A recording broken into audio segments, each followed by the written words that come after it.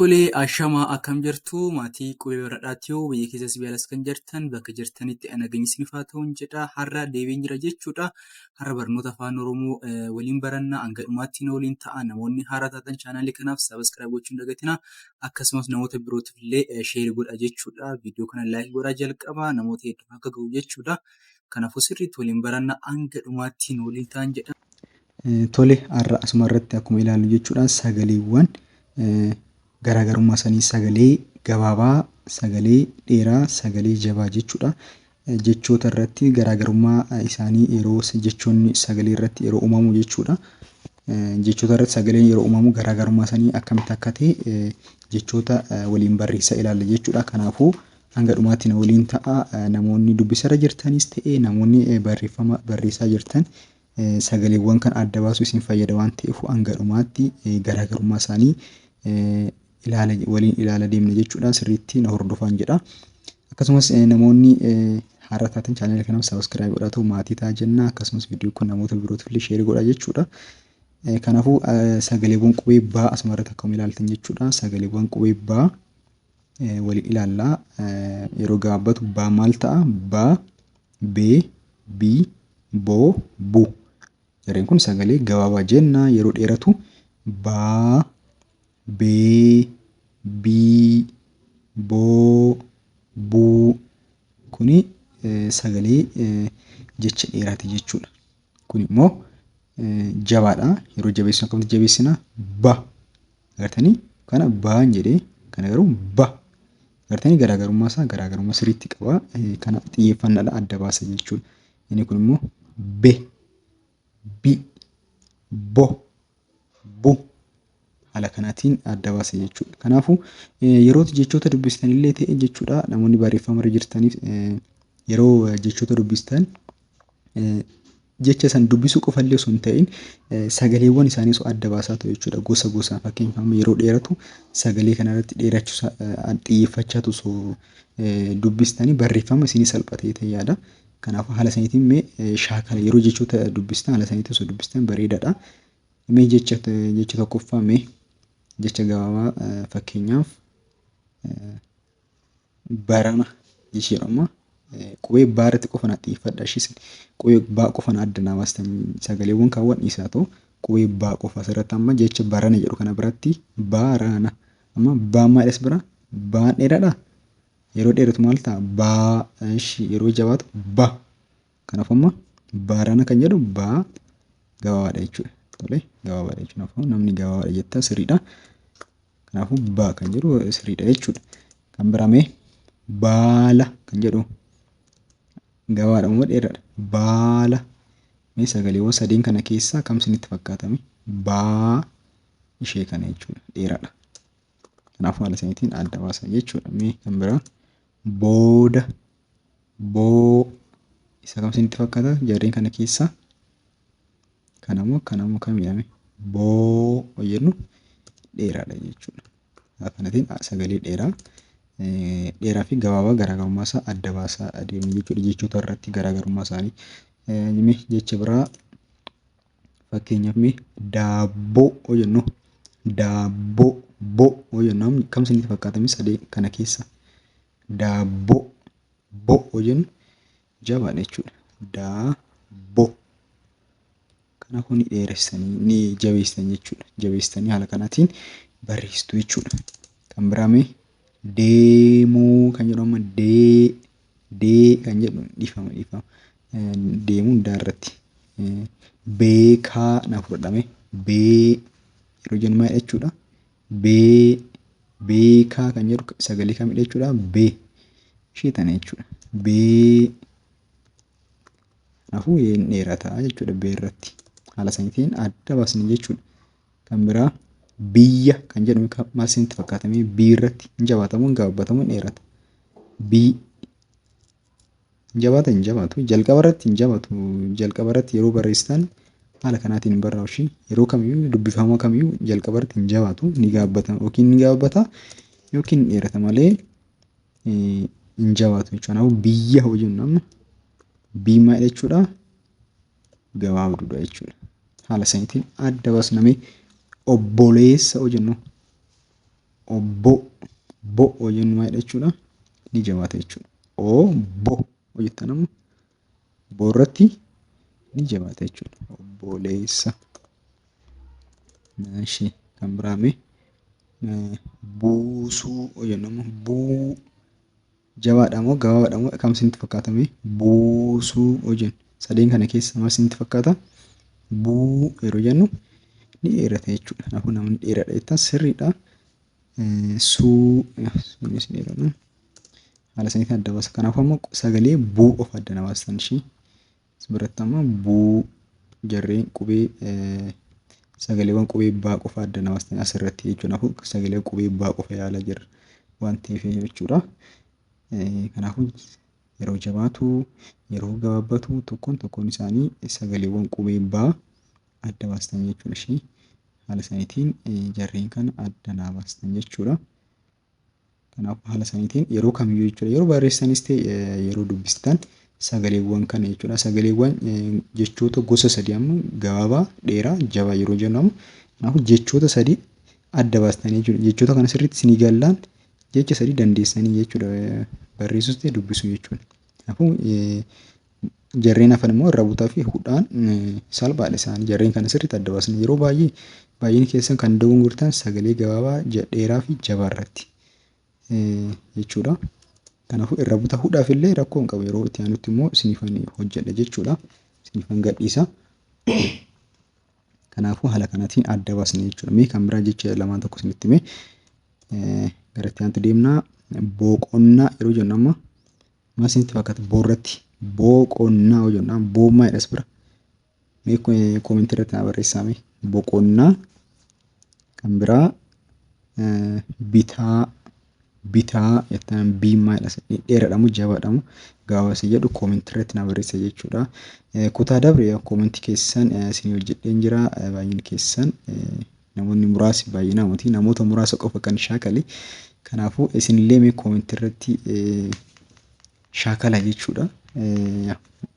Kan shaakaltan san immoo viidiyoo irratti hojjedheetu isiniifan erga jechuudha. Iddoo dogongortan iddoo sirrii taatan jechuudha. Itti aansinee qubee sagalee qubee caa ilaalla. Sagaleen qubee caa sagalee dheeraa fi gabaabaa qaba jechuudha.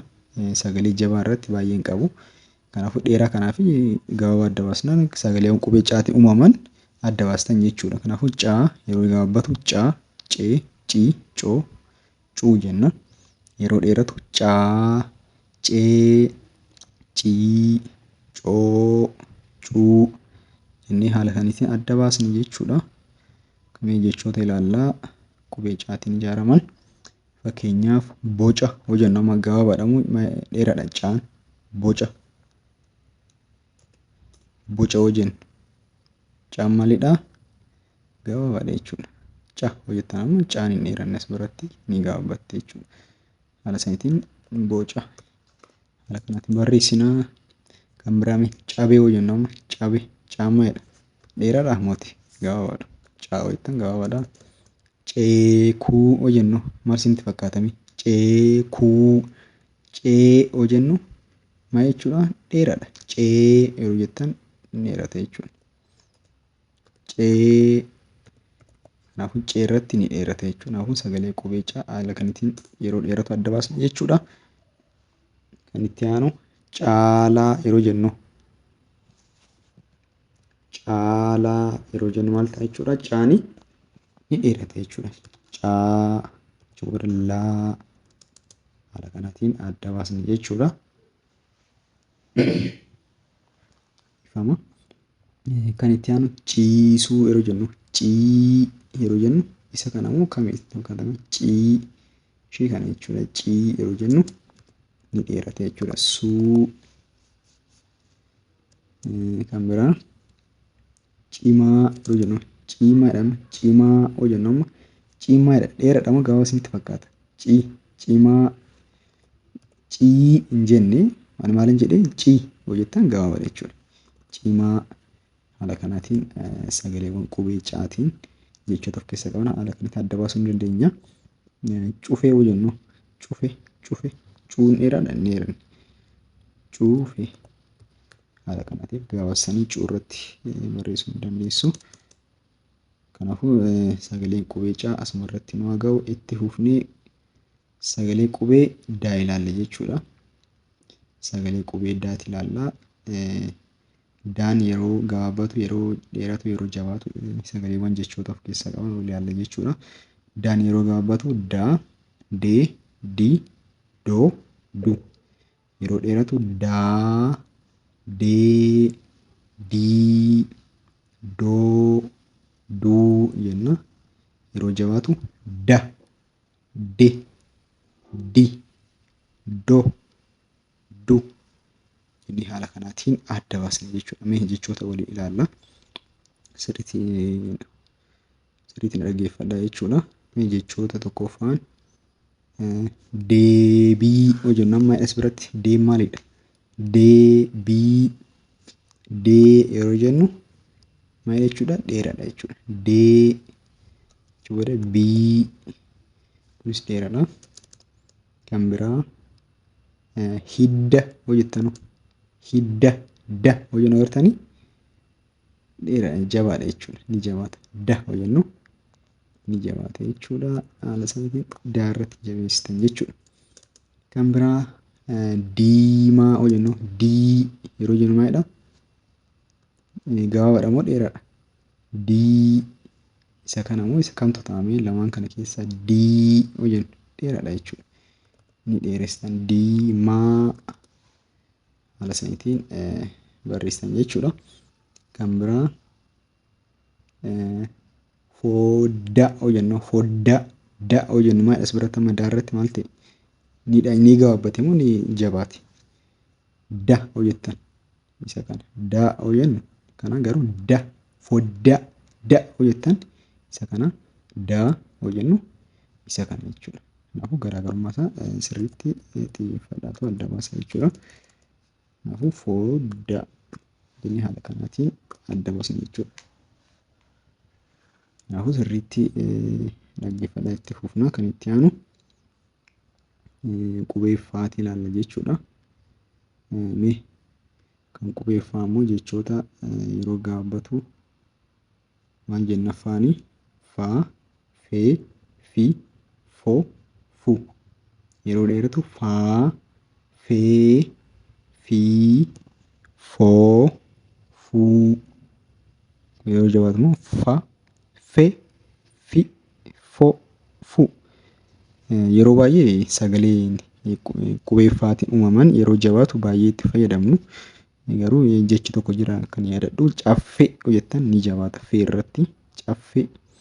Kanaafuu kana irratti baay'ee hin cinqaminaa. Garuu jarreen lamaan kana sirriitti adda baasa yeroo baay'ee kan itti fayyadamnu. Gabaa fi dheeraa waan ta'eef jarreen lamaan kana garaagarummaa isaanii sirriitti adda baasa jechuudha. Mee jecha tokkoffaan fuula yeroo jennu maal jedhama? Fuun dheeraadha moo gabaabaadha? Fuu dheeraadha jechuudha. Kanaafuu fuu yeroo jettan fuun maalidha jechuudha? Dheeraadha jechuudha. Fuula haala kanaatiin adda baasaa. Kan biraa gaafii fii yoo jennu maalidha? Gabaabaadha moo dheeraadha? Fii dheeraadha. Fii yeroo jettan dheeraadha jechuudha. Kan itti aanu fiiguu yoo jennu fii maalidha jechuudha? Fii yeroo jennu dheeraadha kunis. Haala kanaatiin adda baasa jechuudha. Kan biraa mee faayidaa yeroo jennu faayidaa faa yeroo jennu gabaabaadha moo dheeraadha? Faa dheeraadha sirriidha. Faayidaa. Kanaafuu haala kanaatiin sagalee qubee faatiin adda baasaa jirra. Filannoo kan jedhu maal isinitti fakkaata? Filannoo filannoo fi yoo jennu gabaabaadha. Dheerate hin dheeresine. Hin dheeranne jechuudha. Haala saniitiin adda filannoo adda baasaa jechuudha. Kan itti aanu fooyyeessuu kan jedhu komentii irratti isin barreessitu. Fooyyeessuu foo yeroo jennu gabaabaadha moo dheeraadha? As biratti adda baasnaan jarreen kaafanillee itti dabalaatu jecha kana barreessaa jira. Fooyyeessuu kan jedhu komentii irratti barreessaa jechuudha. Itti fufnaa jechi biraa sagaleen biraa qubee gaatiin kan uumaman qubeen gaa yeroo baay'ee yeroo gahaa fi yeroo dheeratu yeroo gaabbatuu fi yeroo dheeratu kan itti fayyadamnu jabaa irratti baay'ee itti fayyadamnu jarree lamaan kana irratti yeroo xiyyeeffadha jechuudha yeroo barreessitan yeroo sagalee isaanii jechuudha. Gaa yeroo gaabbatu gaa, gee, gii, goo, gu.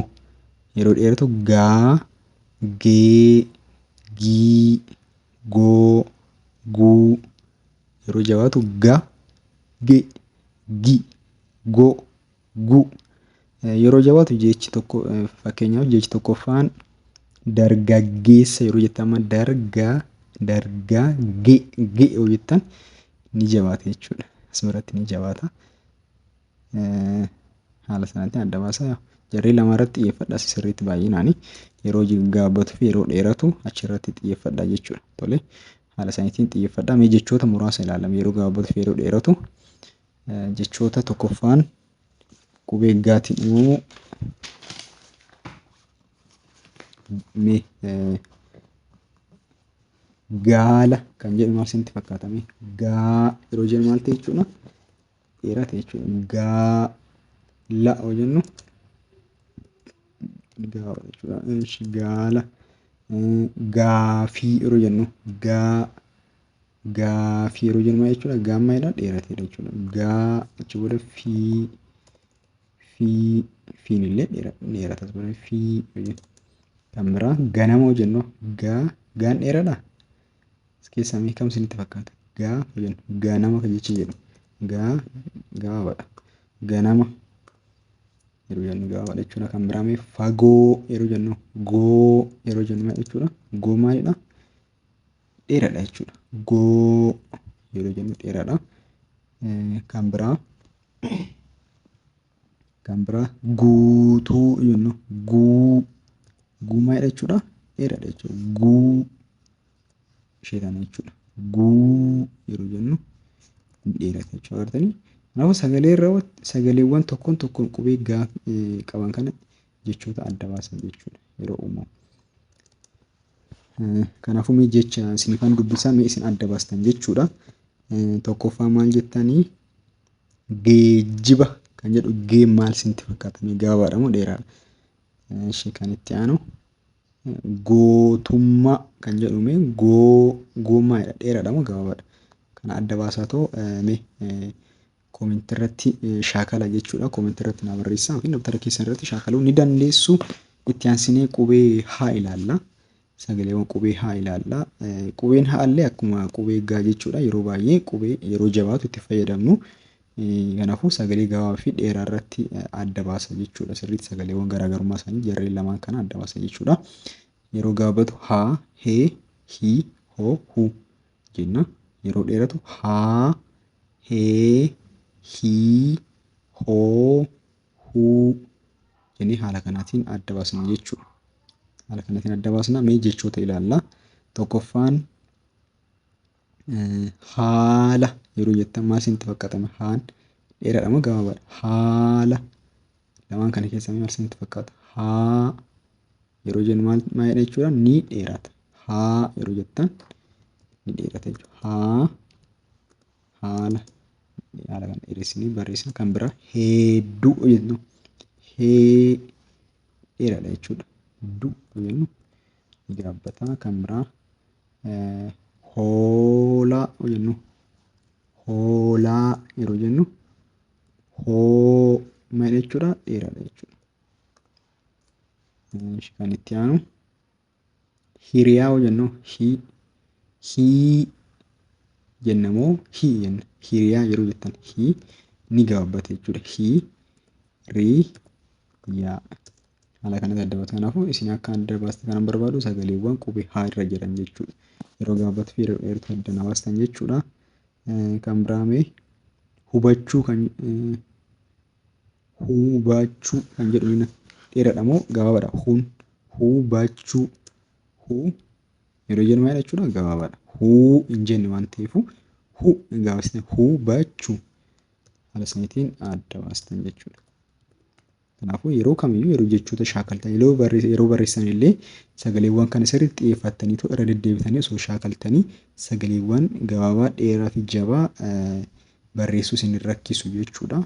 Kanaafuu yaada isaa sirriitti fudhadhaa isin jechuudha. Jechoota isaanii garaagarummaa isaanii yaada isaa sirriitti irra deddeebi'atu shaakala jechuudha. Amma isinii galuutti yaadni isaa isinii gallaan akkaataa ittiin barreessinu garaagarummaa sagaleewwan isaanii isinii gallaan jechi sagalee jabaa ta'e dheeraa ta'e isiniin dhibu jechuudha. Isin rakkisu haala kanaatiin xiyyeeffadhaatoo shaakala jechuudha garaagarummaa isaanii sagaleewwan jechuudha. Kanaafuu yeroo dubbisanillee yommuu sagaleewwan akkanaa agarran barreeffama keessatti jechuudha. Jechoota akkanaa sagaleewwan akkanaa jechoota of keessaa qabu agarran jechuudha.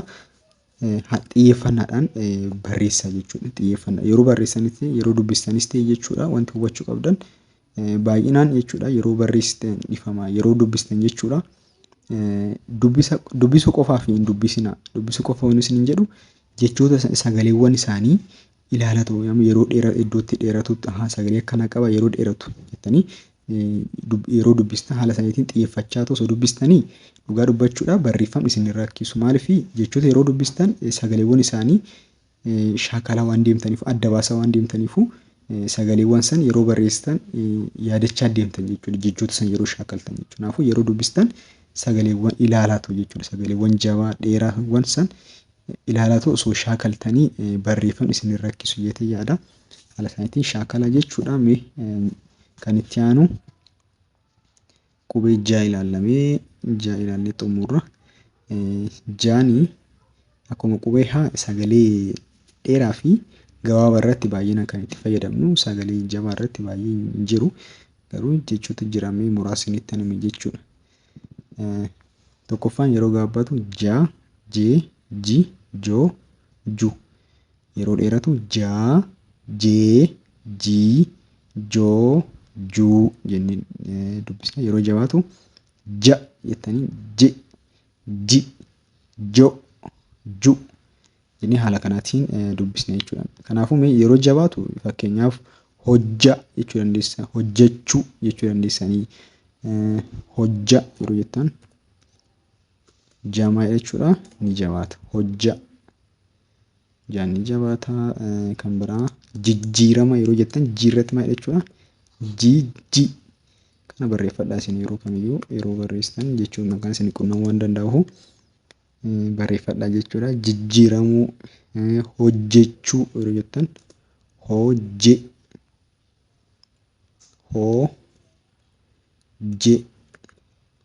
jechuu. Kanaafuu jechoota kan isin adda baafadhaa jechuudha. Kanaafuu jechoota muraasa yeroo gabaabatuu fi dheeratu ilaalame. Tokkoffaan jabanaa kan jedhume jaamaadhas biratti dheeraadha moo gabaabaadha? Jabanaa ja gabaabaadha jechuudha. Jabanaa gabaabaadha. Kan biraa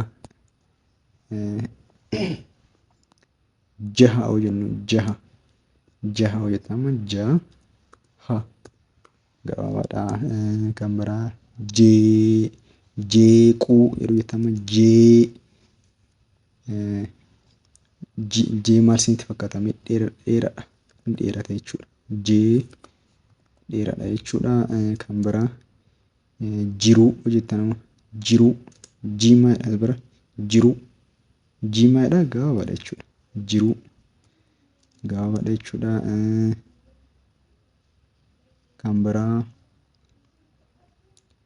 biraa fakkeenyaaf jumaa yoo jennu